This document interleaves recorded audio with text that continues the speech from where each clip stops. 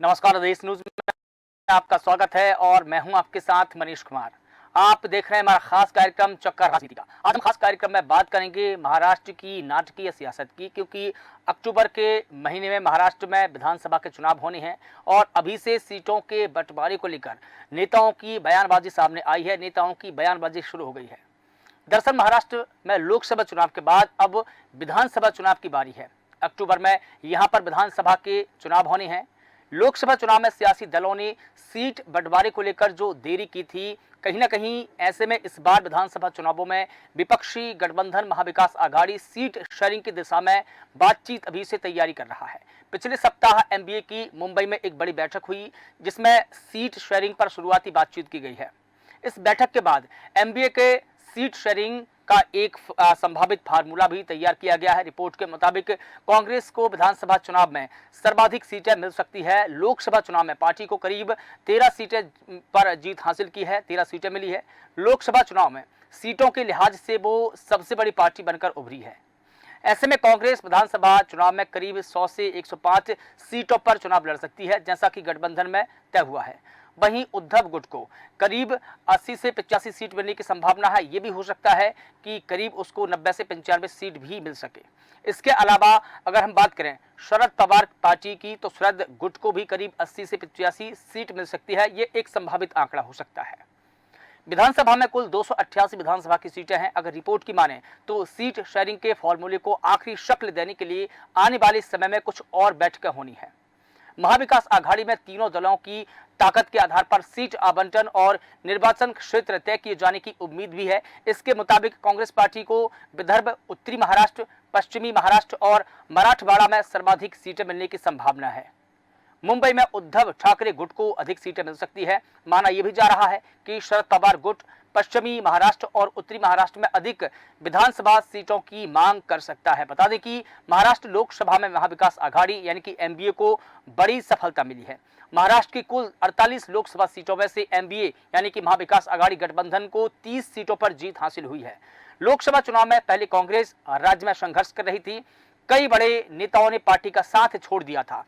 Party में फूट के कारण भी उद्धव ठाकरे गुट और शरद पवार गुट की हालत भी उतनी अच्छी नहीं थी जितनी की मानी जा रही थी। लेकिन चुनाव के नतीजों ने एक बार फिर से तीनों ही पार्टियों का कॉन्फिडेंस बढ़ा दिया है। ऐसे में अब विधानसभा चुनाव में एमबीए में शामिल तीनों पार्टियां डटकर चुनावी मैदान में उतरने के लिए तैयार है। तो चलिए सबसे पहले हम जानते हैं कि महाराष्ट्र विधानसभा का दरअसल स्वरूप क्या है, कैसा स्वरूप है। कुछ ग्राफिक्स के माध्यम से हम जानेंगे। देखिए, महाराष्ट्र में विधानसभा का जो स्वरूप है, महाराष्ट्र में द्विसदनीय विधानसभा विधायिका का प्रावधान है। पहला है उच्च सदन और दूसरा है निम्न सदन। देखिए, महाराष्ट्र में द्विसदनात्मक विधायिका है। इसके अलावा महाराष्ट्र में विधान परिषद और विधानसभा दो सदन है। पहला विधान परिषद है और दूसरा है विधानसभा। ये द्विसदनात्मक वहां पर विधायिका है। इसके अलावा हम बात करें महाराष्ट्र में विधान परिषद उच्च सदन है, जबकि विधानसभा निम्न सदन है, यानी कि निचला सदन माना जाता है। महाराष्ट्र में विधानसभा सीटों की अगर बात की जाए तो महाराष्ट्र में कुल विधानसभा सीटों की संख्या 88 है। महाराष्ट्र में विधान परिषद सीटों की संख्या की अगर बात की जाए तो महाराष्ट्र में विधान परिषद सीटों की संख्या करीब 11 है। लेकिन अभी इन 11 सीटों पर चुनाव होने हैं। 25 जून से यहाँ पर चुनाव की प्रक्रिया भी शुरू हो जाएगी।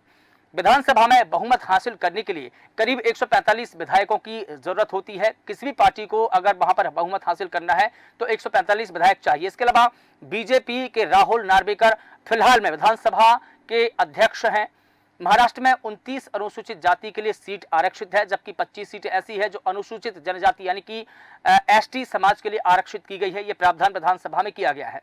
देखिए, राज्य में कुल पात्र मतदाताओं की अगर बात की जाए तो यहाँ पर करीब 9.12 करोड़ यहाँ पर मतदाता है, यानी कि 9 करोड़ 12 लाख से अधिक यहाँ पर मतदाता है। तो ये कुछ विधानसभा का स्वरूप है। लेकिन अब हम जान लेते हैं कि 2019 में विधानसभा के क्या कुछ परिणाम आए थे, उस पर भी नजर डालेंगे। देखिए, 2019 में महाराष्ट्र की 288 विधानसभा सीटों पर चुनाव हुए थे। बीजेपी ने 2019 में करीब 106 सीटें जीती थी। ये बीजेपी की जीत का अंतर है। बीजेपी ने 106 सीटें 2019 में जीती थी और सबसे बड़ी पार्टी बनकर महाराष्ट्र में उभरी थी।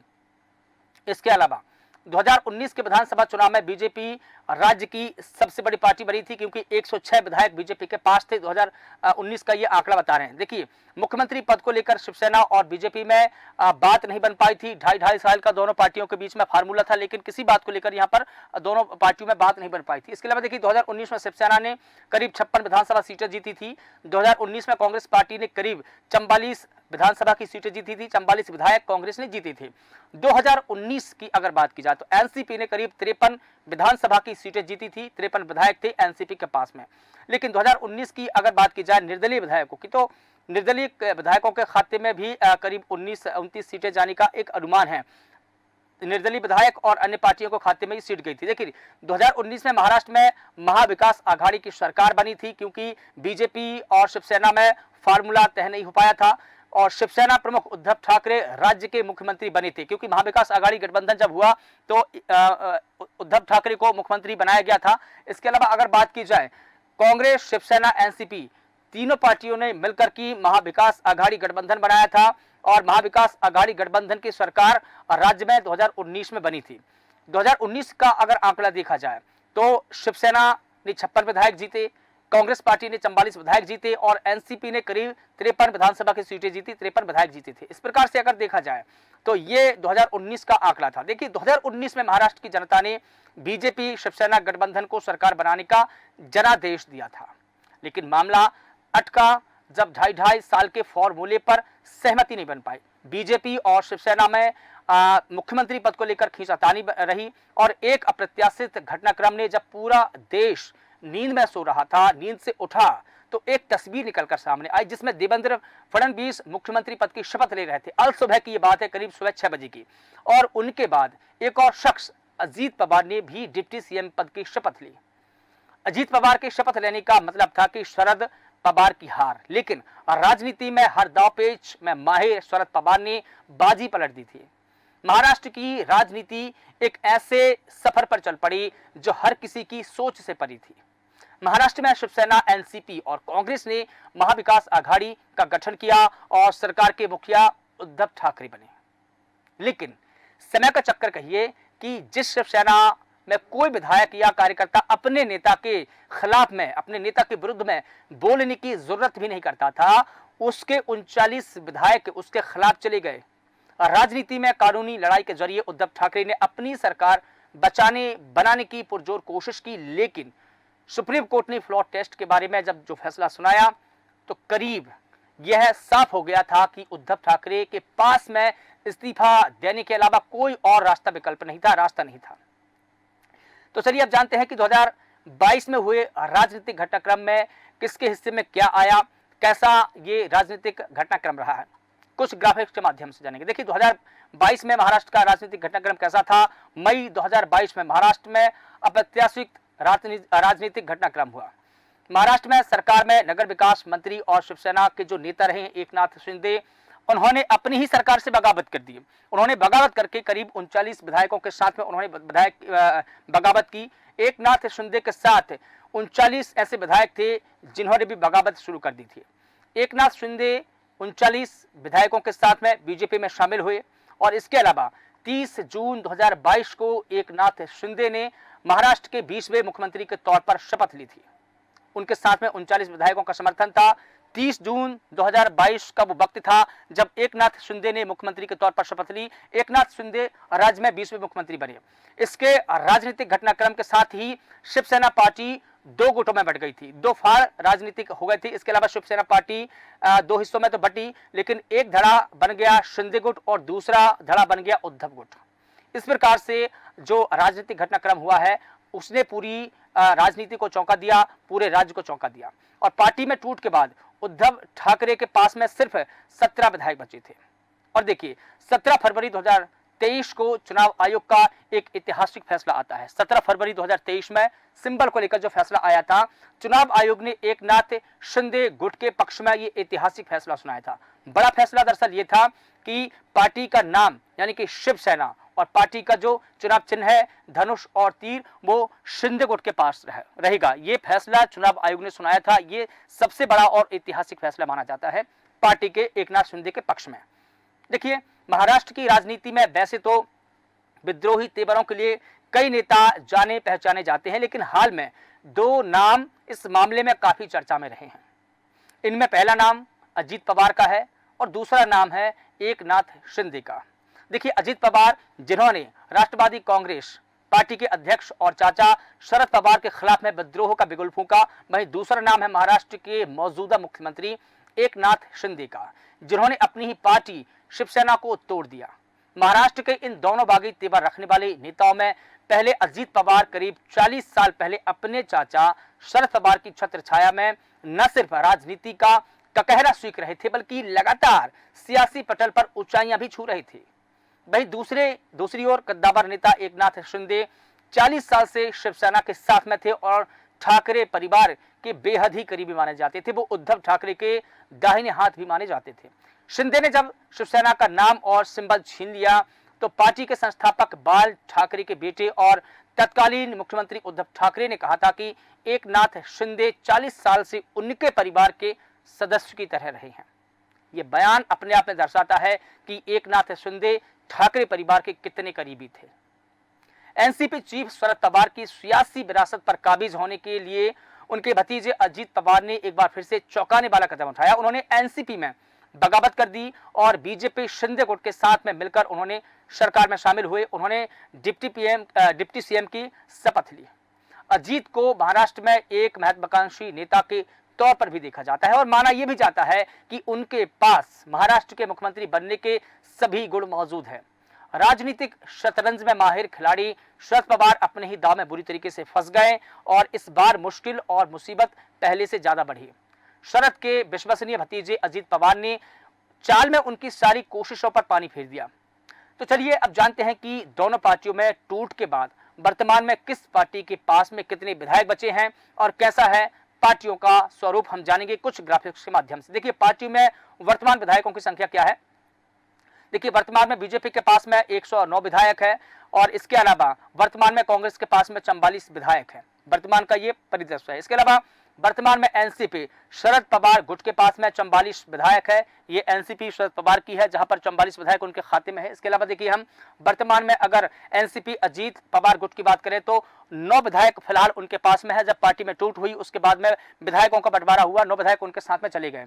इसके अलावा हम बात करें वर्तमान में शिवसेना शिंदे गुट की, तो उनके पास में करीब 44 विधायक यहाँ पर है। आप देख सकते हैं ग्राफिक्स के माध्यम से 44 विधायक अभी शिंदे के साथ में, पहले 39 विधायक गए, 4-5 विधायक बाद में आए।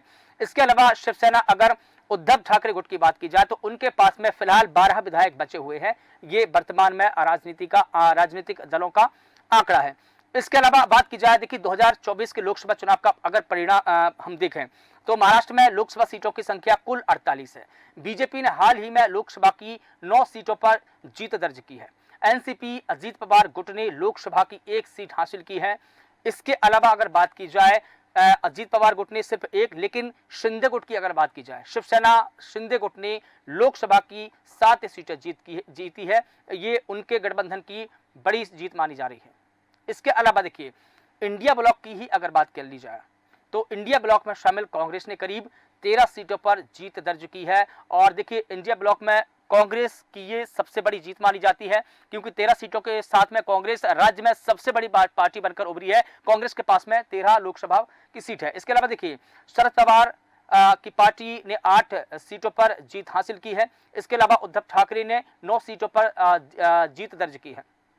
इसके अलावा सांगली लोकसभा सीट पर एक निर्दलीय उम्मीदवार ने जीत दर्ज की है। हालांकि उनको भी इनका सपोर्ट है एनसीपी के पास में या महाविकास आघाड़ी की अगर बात करें तो। महाराष्ट्र में विधानसभा चुनाव से पहले महायुति गठबंधन में सीट बंटवारे को लेकर बयानबाजी फिर से शुरू हो चुकी है। महाराष्ट्र के मुख्यमंत्री एकनाथ शिंदे के नेतृत्व वाली शिवसेना की एक वरिष्ठ नेता ने कहा कि उनकी पार्टी को महाराष्ट्र की 288 विधानसभा सीटों में से कम 100 सीटें मिलनी चाहिए। वो 100 सीटों पर चुनाव लड़ने का मौका ढूंढ रहे हैं। बता दें कि शिवसेना महायुति गठबंधन का हिस्सा है और जिसमें बीजेपी और अजीत पवार के नेतृत्व वाली राकपा यानी कि राष्ट्रीय कांग्रेस पार्टी भी शामिल है। राज्य में अक्टूबर में विधानसभा के चुनाव होने हैं। वहीं महाराष्ट्र विधानसभा चुनाव को लेकर एनडीए के नेतृत्व वाले महायुति गठबंधन में भी कुछ ठीक नजर नहीं आ रहा है। सीट के बंटवारे को लेकर रस्साकसी शुरू हो गई है और इसी बीच शिवसेना की रामदास कदम ने भी लोकसभा चुनावों में सीट बंटवारे में देरी के लिए बीजेपी को जिम्मेदार और देखिए अजित पवार पर भी निशाना साधा। उन्होंने अपने गठबंधन पर भी निशाना साधा है। आपको बता दें कि बीजेपी और अजित पवार पर हमला बोलते हुए उन्होंने कहा कि अगर बीजेपी की तरह शिवसेना यानी कि शिंदे गुट के लोकसभा उम्मीदवारों की घोषणा 2 महीने पहले अगर की जाती तो हम करीब 15 सीटों पर जीत हासिल कर सकते थे। जब हमने अपने उम्मीदवारों का ऐलान किया तो बीजेपी बीच में आ गई और उन्होंने इन सीटों पर अपना दावा ठोक दिया। बता दें कि महाराष्ट्र में लोकसभा चुनाव 2024 में एनडीए के कम से कम सीट आने के बाद में सीट शेयरिंग को लेकर भी एक बार फिर से पैच फंस सकता है। अभी फिलहाल विधानसभा चुनाव है। देखिए, अब इस पूरे मसले को लेकर फिलहाल हो रही बयानबाजियों से संकेत तो यही मिलते हैं कि सिर्फ एनडीए ही नहीं बल्कि इंडिया गठबंधन में भी सीट शेयरिंग को लेकर रस्साकसी है। और अब देखना होगा कि दोनों ही गठबंधन, एक तरफ महाविकास आघाड़ी और दूसरी तरफ महायुति, दोनों ही गठबंधन कैसे सीट शेयरिंग के मसले को सुलझाएंगे, क्योंकि बयानबाजी यहां भी है तो वहां भी है। अगर सीट शेयरिंग का मसला यहां भी है तो वहां भी है। दोनों तरफ सीट शेयरिंग को लेकर के घमासान मचा हुआ है। और उससे पहले जो नेताओं की बयानबाजी शुरू हो गई है कि कौन 100 से अधिक सीटों पर लड़ेगा, कौन 100 से अधिक सीटों पर नहीं लड़ेगा, इसको लेकर भी तमाम पार्टियों में फिलहाल बयानबाजी का दौर जारी है। लेकिन देखना होगा कि इस बार महाराष्ट्र में किसकी सरकार बनेगी, क्योंकि जिस प्रकार से 2019 के विधानसभा चुनाव के बाद में जो राजनीतिक घटनाक्रम पार्टियों में हुई है, जो टूट फूट पार्टियों में हुई है, उसके बाद में जनता का रुख किस ओर होगा, किस पार्टी को संवेदना के आधार पर वोट मिलेंगे और किस पार्टी को नहीं मिलेंगे, ये फिलहाल सवाल है। इसी के साथ फिलहाल देश न्यूज का खास कार्यक्रम चक्का राजनीति का है बस इतना ही। कल फिर किसी मुद्दे पर होगी मुलाकात। तब तक देखते रहिए देश न्यूज और मुझे दीजिए इजाजत। नमस्कार।